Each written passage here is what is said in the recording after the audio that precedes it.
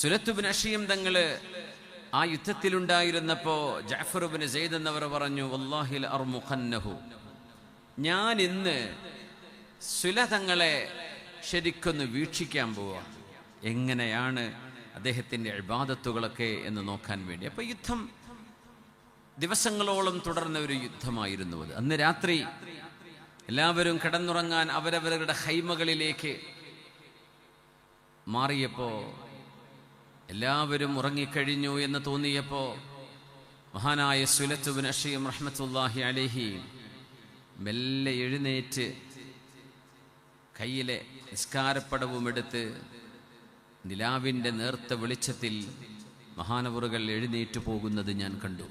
ആര് പറയുന്നു? ജഅഫർ ബിൻ സെയ്ദ് എന്നവർ പറയാം റഹ്മഹുല്ലാ.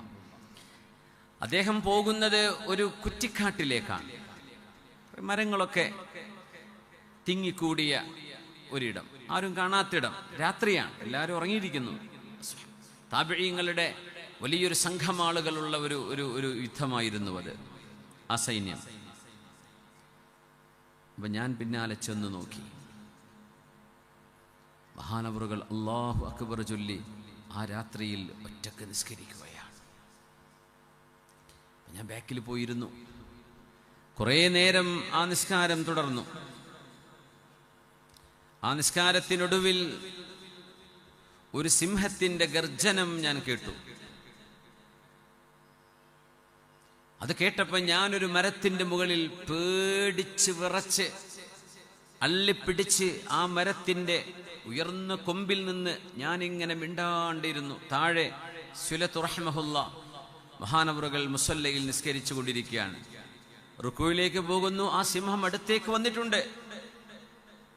അദ്ദേഹത്തെ തൊട്ട് മണക്കുന്ന പോലെയൊക്കെ എനിക്ക് തോന്നി. പക്ഷെ ഒരു പേടിയില്ലാണ്ട് മഹാനവറുകൾ റുക്കൂവും സുജൂദും അത്തഹിയാത്തും എല്ലാം കഴിഞ്ഞു.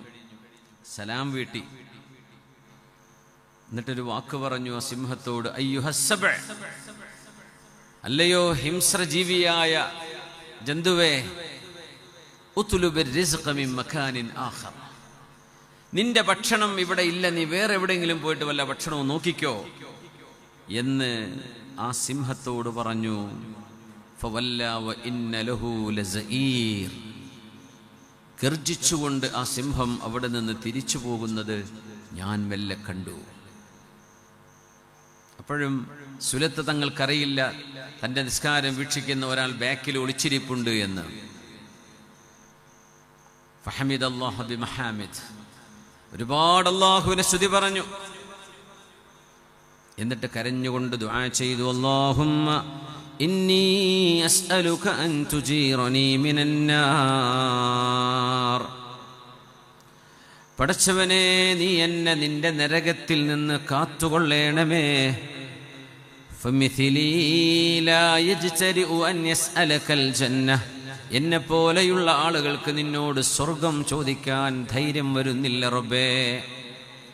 എന്നെ നരകത്തിൽ നിന്ന് കാത്തോളണമേ, എനിക്ക് സ്വർഗം താ പടച്ചവനെ എന്ന് പറയാൻ എനിക്ക് ധൈര്യം വരുന്നില്ല എന്ന് മഹാനവറുകൾ കയ്യുയർത്തി ഇങ്ങനെ ഒരുപാട് നേരം ദുആ ചെയ്യുന്നത് ഞാൻ അറിഞ്ഞു. മഹാനവറുകൾ വീണ്ടും നിസ്കാരത്തിലേക്ക് പോയപ്പോൾ ഞാൻ മെല്ലെ മെല്ലെ അവിടുന്ന് നടന്നകന്നു പോന്നു. പിന്നീടെപ്പോഴോ അദ്ദേഹം വന്ന് കടന്നിട്ടുണ്ട്. സുബഹി നിസ്കാരമാകുമ്പോൾ എല്ലാവരും ഉണരുമ്പോൾ മഹാനായ സുലത്ത് റഹ്മത്തുള്ളാഹി അലൈഹി സുലത്ത് ബിൻ അഷിയം തങ്ങള് കണ്ണുകൾ തിരുമ്മിയിട്ട് ഇങ്ങനെ എഴുന്നേറ്റ് ഉറക്കച്ചടവോടുകൂടെ, ഒരുപാട് ഉറങ്ങി ഒരാൾ എഴുന്നേൽക്കുന്ന പോലെ ഒരിറ്റ് പോലും കൺപോളെ അടക്കാതെയാണ് അദ്ദേഹം വന്ന് കിടക്കുന്നതെന്ന് എനിക്കറിയാമായിരുന്നു. പക്ഷേ കൂടെയുള്ള ആളുകളൊന്നും അറിയാതിരിക്കാൻ വേണ്ടി അവരുടെ കൂടെ ഉറങ്ങിയെന്ന് വിചാരിച്ചോട്ടെ എന്ന് വിചാരിച്ച് മഹാനായ സുലത്ത് ബിൻ അഷിയം റഹ്മത്തുള്ളാഹി അലൈഹി ജനങ്ങൾ ഉറങ്ങിയതുപോലെ ഉറക്കം നടിച്ചുകൊണ്ട് കിടന്നിട്ട് ഉറക്കത്തിൽ നിന്ന് എഴുന്നേൽക്കുന്ന പോലെ മഹാനവറുകൾ എഴുന്നേൽക്കുന്നതും ഞാൻ കണ്ടു. അപ്പോഴാണ് ഞാൻ അറിയുന്നത്, ഫവല്ലാഹി മാ റഫഅഹുല്ലാഹു ഇല്ലാ ബിഹാദാ, ആരാരും അറിയാതെ, ഒരു മനുഷ്യനും അറിയാതെ, ഒരാളോടും വിളിച്ചു പറയാതെ, ഒരാളോടും കൊട്ടിഘോഷിക്കാതെ, ഒരാളോടും പറഞ്ഞറിയിക്കാതെ അവനവനും അല്ലാഹും തമ്മിൽ മാത്രം അറിയുന്ന ഒരു രഹസ്യമായ ഇബാദത്ത് ഇങ്ങനെ കാത്തു സൂക്ഷിക്കുന്നത് കൊണ്ടാകണം അല്ലാഹു ഈ മഹാനെ ഇത്രമേൽ ഉയർത്തിയത്. ഇതിനാണ് ഇഖ്ലാസ് എന്ന് പറയുന്നത്. അല്ലാഹു റബ്ബുൽ ഇസ്സത്തും നമ്മളും തമ്മിലുള്ള ബന്ധങ്ങളിൽ റിയാ, സുംഅത്ത്, ആളുകൾ അറിയണം, നാലാളുകൾ കേൾക്കണം എന്ന ഒരു ചിന്തയുമില്ലാതെ ഒരാഗ്രഹവുമില്ലാതെ പടച്ചവന്റെ മുമ്പിൽ പച്ചയായ മനുഷ്യരായി കരഞ്ഞുകൊണ്ട് കണ്ണുനീർ വാർത്തുകൊണ്ട് അള്ളാഹുവിൻ്റെ മുമ്പിൽ നമ്മൾ അടിമകളാണ് എന്ന അടിമത്വം ബോധിപ്പിക്കേണ്ട ഒരു സമയം.